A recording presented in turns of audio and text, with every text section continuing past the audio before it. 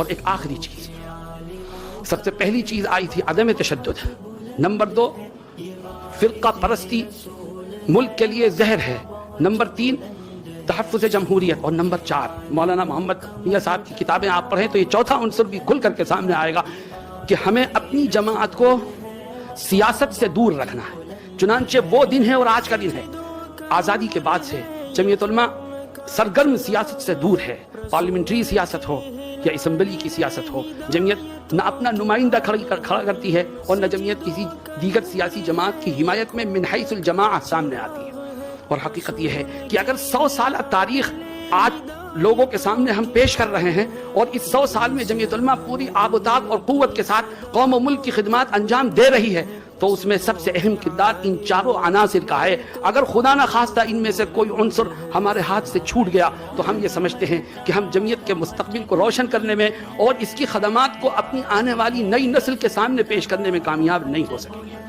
یہ 4 چیزیں آپ اپنے دل و دماغ میں بٹھا کر کے جائیں۔ اور ایک آخری بات یہ ہے کہ یہ چاروں کام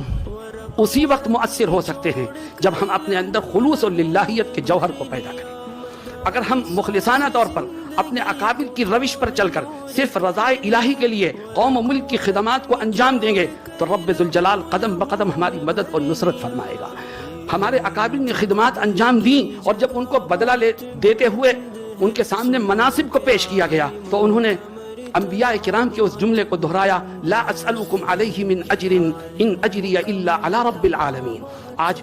کچھ لوگ جمعیت کے ساتھ صرف اپنی ذاتی اغراض اور سیاسی مقاصد کو سامنے رکھ کر کے لگتے ہیں۔ میں ان سب کے سے یہ گزارش کرتا ہوں کہ جمعیت کو پہچانو۔ جمعیت سیاست میں پہنچنے کا زینہ نہیں ہے، بلکہ جمعیت خدمت خلق کا ایک ذریعہ ہے۔ جو خدمت خلق کرتا ہے وہ خدا تک پہنچنے میں کامیاب ہوتا ہے، اور جس کی نیت میں کھوٹ ہوتی ہے اس کو دنیا میں بھی نقصان اٹھانا پڑتا ہے اور اس کو آخرت میں بھی کچھ ہاتھ نہیں لگتا۔ اللہ رب العزت ہمیں صحیح طور پر اپنے اکابر کی روش پر چلتے ہوئے جمعیت علماء کی خدمت کی توفیق عطا فرمائے، اس سے جڑ کر کے کام کرنے کا جذبہ ہمیں نصیب فرمائے۔